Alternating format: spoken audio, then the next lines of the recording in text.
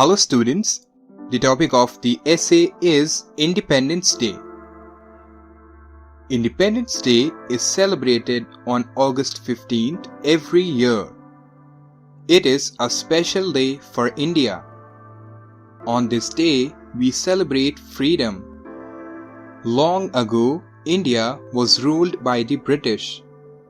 Many brave people fought for our freedom. Now we are free and happy. We see the Indian flag flying high. There are parades and colorful events. We sing patriotic songs and watch dances. Independence Day makes us proud of our country.